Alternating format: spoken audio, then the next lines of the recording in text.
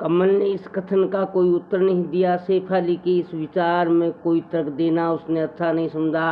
वह विस्मय से शेफाली की तरफ देख रहा था, फिर मुस्कुराते हुए बोला, देखता हूँ कि आपको ये जगह बहुत पसंद है।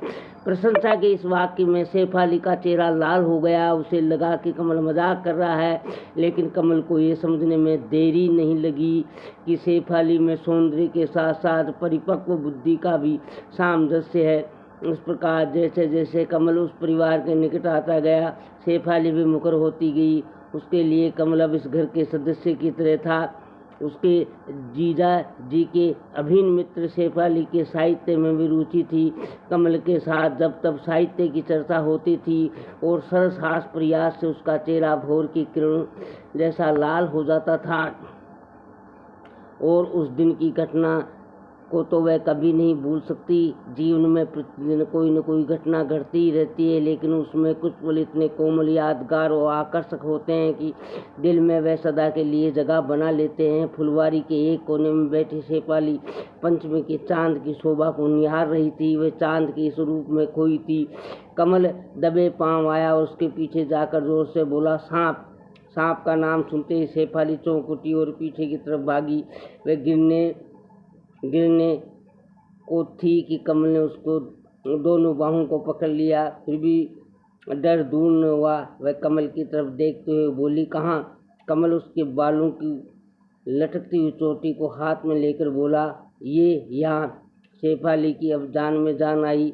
आप भी खूब है, मेरी तो डर से जान ही चली जाती। और उसने रोषपूर्ण नज़र से कमल की तरफ देखा, लेकिन कमल निर्विकार भाव से बोला, मुझे तो खुद ही डर हो गया था, क्या पता कि यह आपकी चोटी है। कमल की इस सरलता पर शेफाली ने मुस्कुरा दिया। उसकी आंखों से जैसे प्रसन्नता की किरणें फूट पड़ी। कमल बोला, साहित्य में वेणी को उपमा सांप से दी जाती है। उसके काटने से विष चढ़ता है और इसे देखकर ही लोग अपने होश खो बैठते हैं। मुझे अगर धोखा भी हुआ तो ये गलत नहीं है, ये भी तो काली नागिन ही हुई। तब तक शेफाली के मुंह से निकल गया, देखिएगा कहीं आपको ने काट ली। कमल प्रसन्न होते हुए बोला, मैंने कोई इसरगत तो नहीं बांध रखा है, काटेगी तो समझूंगा कि ये उसका स्वाभाविक गुण है, लेकिन सांप क्या बेमतलब ही काटता चलता है। यह इसमें और उस सांप में अंतर है। ये काली नागिन ने जाने कितने बेकसूरों को भी काट लेती है। शेफाली निरुत्तर रह गई। उसके लज्जाए चेहरे पर एक आभा फैल गई जो कमल को अच्छी लगी। शेफाली पीले रंग की जाजेर साड़ी पहनी थी और उसी रंग का ब्लाउज। देह की स्वर्ण कांति के साथ साथ साड़ी की पीताम्बरी मिलकर एकाकार हो रहे थे। उसके शरीर पर दूसरा कोई अलंकार गहना नहीं था। इस परिधान में शेफाली ऐसी सुंदर लग रही थी जैसे कोई सोने की मूर्ति हो। उसके एक तरफ मुड़ने पर कमल ने गौर किया कि उसके बालों की चोटी में एक फूल गूंथा हुआ था। शेफाली को फूलों से बहुत प्रेम था। फूलों के प्रति उसका यह प्रेम कमल से छुप न सका। और जब उसने शेफाली को इस रुचि की प्रशंसा की तो शेफाली शर्मा गई। वह हंसती हुई बोली, यहाँ की लड़कियों को देखकर मैं भी लगा लेती हूँ। मैं देखता हूँ कि यहाँ के लोगों को फूलों से बहुत प्रेम है। कमल ने उसका समर्थन करते हुए कहा। शेफाली को न जाने यहाँ के लोगों के प्रति कितना प्यार था।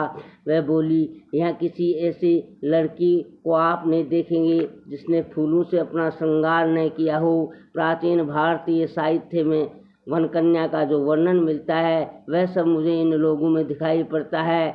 वन फूल की तरह ही निश्चल और पहाड़ी झरनों की तरह निर्भक। और उसने अपने कथन के समर्थन के लिए कमल की तरफ देखा, लेकिन कमल अपलक उसके बाल में गुथे फूल को देख रहा था।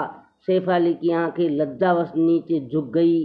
कमल की इच्छा हुई कि शेफाली के रूप की प्रशंसा में वह कुछ बोले, लेकिन ये सोचकर वह चुप रहा कि प्रशंसा की किरण से इस सुंदरी की कांति कहीं छुई मुई न हो जाए। वह चुप रहा। तब तक उपेंद्र भी आ चुका था।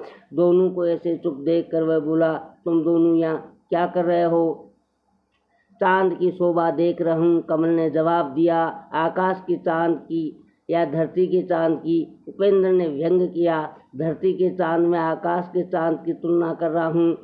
तब तक सैफ अली ने शरारत से मुस्कुराते हुए पूछ लिया, तो फिर किस नतीजे पर पहुँचे? कमल को इस तरह के प्रश्न की आशा नहीं थी, लेकिन जब सैफ अली ने पूछ ही दिया तो फिर उसके सौंदर्य वर्णन आवश्यक हो गया। वह थोड़ा गंभीर होते हुए बोला, जैसे बहुत सोच समझ कर ये उत्तर सोचा हो। मुझे तो धरती का चांद अच्छा लगता हो, इसके सामने तो आकाश का चांद कुछ भी नहीं है। और चीज़ों की बात क्या, उस चांद की जो विशेषता है वह सभी मुझे इसमें मिल जाती है। चांद सार लयमुख घटना करूं, लोचन चकत चकोर, अमयु धोए आंचर धोन पौंछल दह दिए भेल उजारे। लेकिन सैफ अली की नज़र आकाश के चांद की तरफ चली गई थी, जो कुछ देर में ही पहाड़ी की ओट में छुपने को तैयार था, और कमल की नज़र धरती के चांद पर थी। वह एकटक सैफ अली को देख रहा था। वह संधि की देहरी पर खड़ी इस नवयुवती की तरफ वह आकर्षित होता गया, जैसे नलिनी की छवि में सैफ अली परिवर्तित हो रही हो। आवाज़ की दुनिया के दोस्तों, कमल इस परिवर्तन का कोई कारण नहीं समझ सका। वह सिर्फ सोचता रहा। मन में अनेक प्रकार के भाव उठते गए, और कमल ने जानबूझकर खुद को उस भावधारा में बहने के लिए छोड़ दिया। धीरे धीरे आकाश का पूरा चांद पहाड़ी के पीछे छुप गया, और वातावरण में हल्का अंधेरा फैल गया। फिर रात की अंधेरी चादर पर तारों के मोती जगमगाने लगे, जैसे निशान नायिका के मुक्त बालों में कोई हरश्रृंगार का फूल सजा रहा हो। इस मौन से सैफ अली थोड़ी चंचल हो उठी। वह व्यग्रता भरे शब्दों में बोली, अब तो चलिए, खाना बन गया होगा। और वह भोजन की तैयारी के लिए जल्दी से आगे बढ़ गई।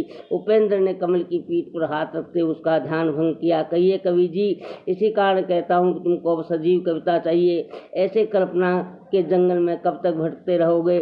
कमल बोला, तुमने गलत सोचा उपेंद्र, मैं सैफ अली के विषय में नहीं सोच रहा हूँ। कमल की इस घबराहट पर उपेंद्र हंसने लगा।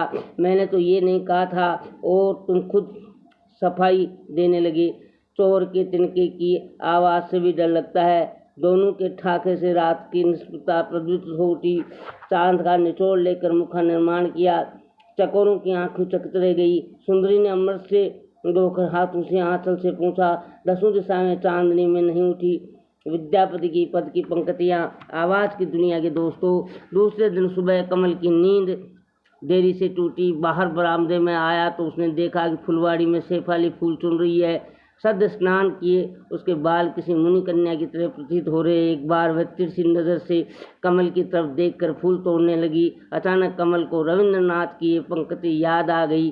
वह गुनगुना लगा, आवाज़ की दुनिया के दोस्तों, रातें प्रिय सिर रूप धरी, तुम ऐसो छो प्राणेश्वरी, प्राते कखन देवी सुवेशे, तुम सुमके उदले हंसे, आम संभ्रम मेर रियो थी, दाड़िए दूर अवनत सिरे, आजी निर्मल वाय शांत उषाए, निर्जन नदी तोरी। हरे हरे आवाज़ की दुनिया है दोस्तों, सब्सक्राइब फ्री है, ये नितांत आवश्यक है।